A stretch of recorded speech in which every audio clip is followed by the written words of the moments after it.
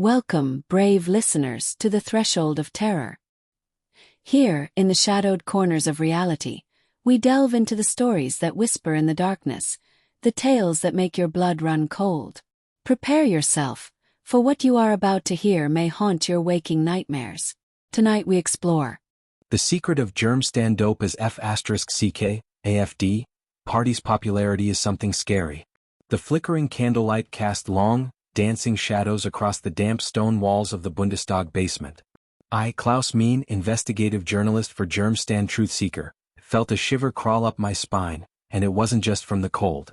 I'd chased whispers of a dark secret behind the surging popularity of the Germstan dope as F***CK, AFD, party, a political force so potent, so virulent, it was on the verge of seizing control of the nation. My source, a trembling, chain-smoking former parliamentary aide named Gretchen, had led me here to this forgotten sublevel of the Reichstag. "They meet here," she'd rasped, her eyes wide with a terror that smelled of stale beer and existential dread. The real AFD. Not the beer hall brawlers and angry slogans they show the public. The source. The air grew thick with the scent of sulfur and something else. Something ancient, acrid like burnt parchment and the sigh of a dying god. We descended a spiral staircase, the steps slick with a viscous, phosphorescent slime. My hand, gripping a rusty iron railing, came away glowing. "What is this stuff?" I muttered, wiping my hand on my trench coat, which I suddenly realized was also glowing faintly. Gretchen didn't answer. She just pointed, her fingers shaking, at a massive oak door at the bottom of the stairs. The door was bound with chains that pulsed with a faint, inner light, and carved with grotesque symbols that seemed to writhe and shift as I watched.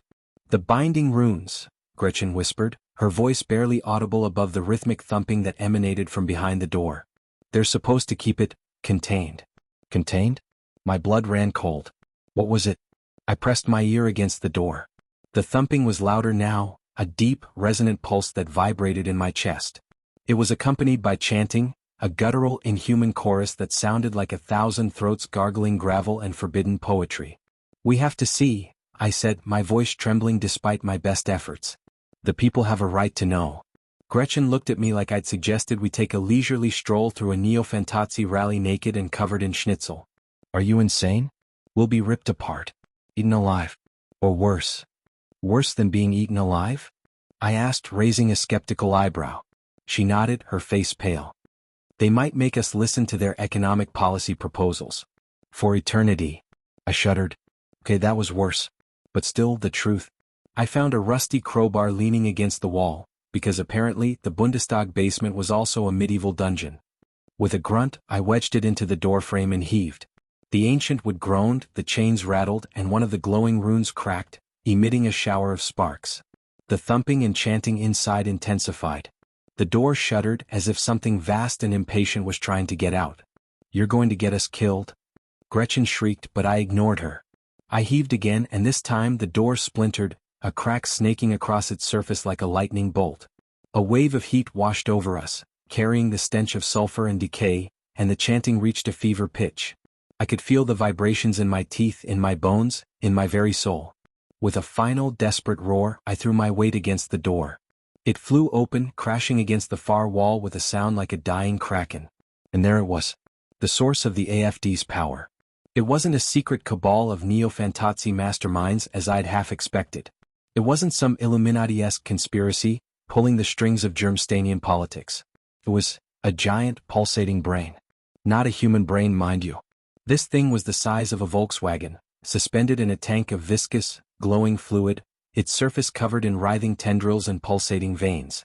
It throbbed with an unholy light, and from its surface emanated the chanting, the guttural chorus that filled the chamber. And it was beautiful. In a horrifying, mind-bending, sanity-shattering way. Gretchen fainted. I almost joined her. The brain turned its sensory organs, were those eyes? Or just fleshy bulges? Towards us. A voice, ancient and vast, echoed in my mind, a voice that made Cthulhu sound like a children's choir.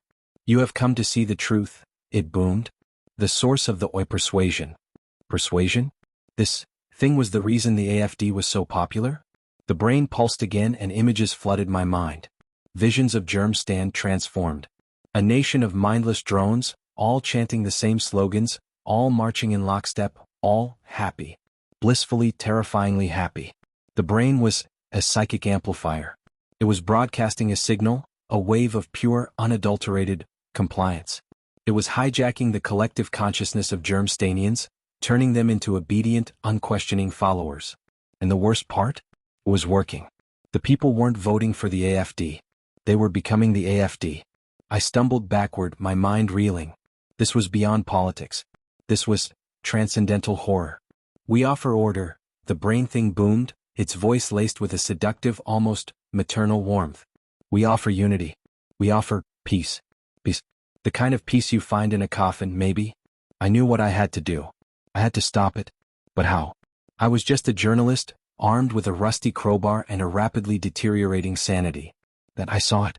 A control panel, covered in glowing buttons and incomprehensible symbols, attached to the side of the tank. I didn't know what the buttons did, but I knew I had to try. With a desperate cry, I charged forward and smashed the crowbar into the panel. Sparks flew. The chanting stopped. The brain thing convulsed, its tendrils writhing in agony. The room filled with a high-pitched, ear-splitting shriek. And then, silence. The brain thing went still. The glowing fluid in the tank began to drain away, revealing the full, grotesque horror of its form. The impossible architecture of the chamber began to undissolve, snapping back into something resembling a basement. Gretchen woke up, coughing and sputtering. What happened? I think, I said, my voice hoarse, I just turned off Germstan. We stumbled out of that nightmare basement, leaving the deactivated brain thing behind. The world outside was normal. People were arguing about beer prices and complaining about the weather. The AFD was still popular, but the edge was gone. The hypnotic pull was broken. But I knew what lurked beneath the surface of Germstanian politics. I knew the true source of the AFD's power. And the knowledge, it's something scary. And so, the darkness claims another tale. We hope you survived this journey into the macabre. If you dare to return for more chilling stories, be sure to subscribe to our channel and hit the notification bell, so you never miss a descent into the abyss. Until next time, sleep well if you can.